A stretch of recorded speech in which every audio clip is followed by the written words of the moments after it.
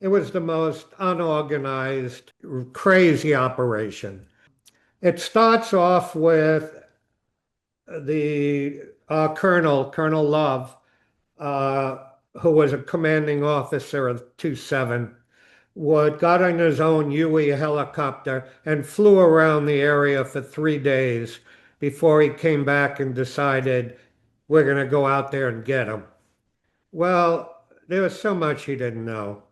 And I happened to be, for some reason, at that point, I had changed MOS, although not officially. I was no longer carrying flamethrowers. I was now in the operations bunker. I was helping with air support, artillery support, and basically maps, figuring out where the hell we were. Well, the chopper that uh, I I didn't take off in the chopper I was supposed to, because two of the lieutenants were shooting the shit with each other, and the helicopter, which was intelligence, was three interpreters and two Marines from intelligence. They were a man short, and Lieutenant Springer kind of told me, "Go on, get on. We'll meet up with you in a few minutes. Don't worry about it." So I got on that helicopter. Well, they dropped us off in the wrong spot. And there were fields, I mean, hundreds of, thousands of kilometers of elephant rice, 4 or 5 feet tall. And he dropped us off in an area that they thought we were supposed to be. And then another 8, 12 choppers came later. We never saw them. So we were stuck. We were dropped off somewhere in the middle of this grassy field. It was me, it was two other Marines, and three ARVN interpreters. And it was our job to find a unit. And we tried. We waited. We thought they would come back for us. We thought for sure they would know where they are. We gave up on that. Then I wasn't the senior corporal, but I was the most aggressive corporal. So I knew it's going to be my job to figure out where we were. And I was hoping if we could get to higher ground, we could at least see the river or see where the rest of the battalion were. Um, the problem with climbing to higher ground was visibility got less. The higher ground just led to denser jungle, a deeper, covering, made it a little easier to walk. It wasn't so muddy, but we spent all day looking and couldn't find anything. And I basically closed it down for the night. I was so afraid previously on Operation DeSoto, which happened 6 months prior. um, we lost a couple of guys crossing a river, and one guy was killed that could have been one of the ones crossing the river trying to find us back. But basically, I experienced the death of a Marine, um, who was trying to make it back to his lines during the night. And I knew that typically, wherever the battalion was, they would be sending out night patrols to kind of protect them. The night patrols would come back in at dawn, and then the whole platoon would move out in some direction to whatever their next objective was. So I realized that if we just stayed where we were for the night, that we had a better chance than trying to huff through the jungle and find our unit at night. Well, it was just, it was scary. Only the Marines took watch. We just curled up in the jungle. It was raining.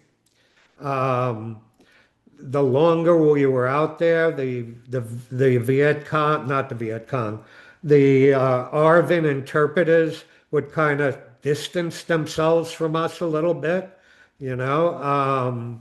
They only had a 45 on their hip. They didn't have a rifle, but they took their orders. They stayed in the middle. They didn't say a word. Um, I saw no aggressive behavior out of them. They were, if I had to, they were as scared as we were and hoping that we would get them out of this. At any rate, that night was, I wasn't sure I was going to wake up alive in the morning.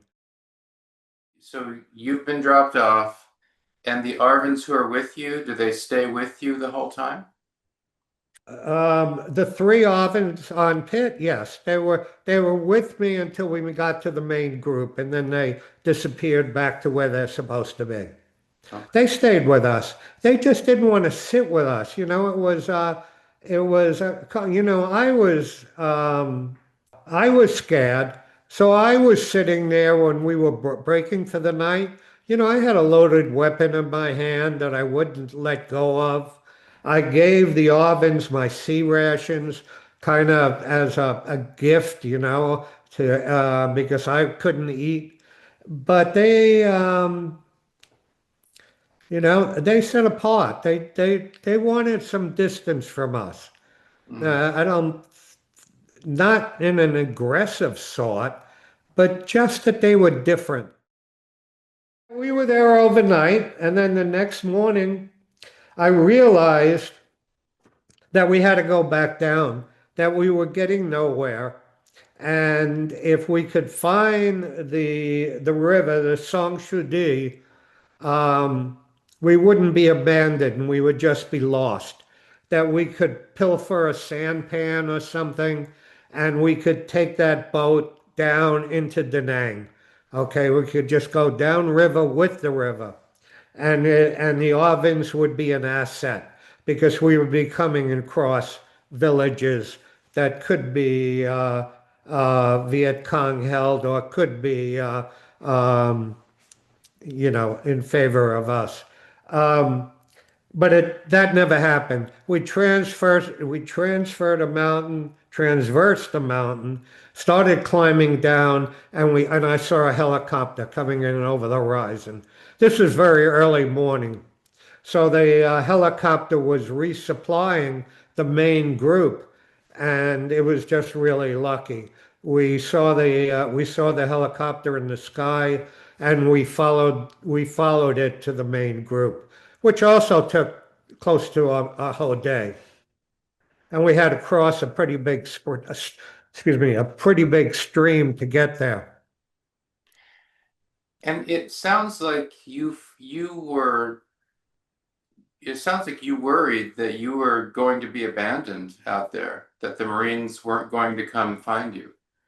I was scared shitless that we would either find um, landmines that were planted or VC that were out there, or we would never find our unit, and that we would be MIA at the Operation Pitt after action report.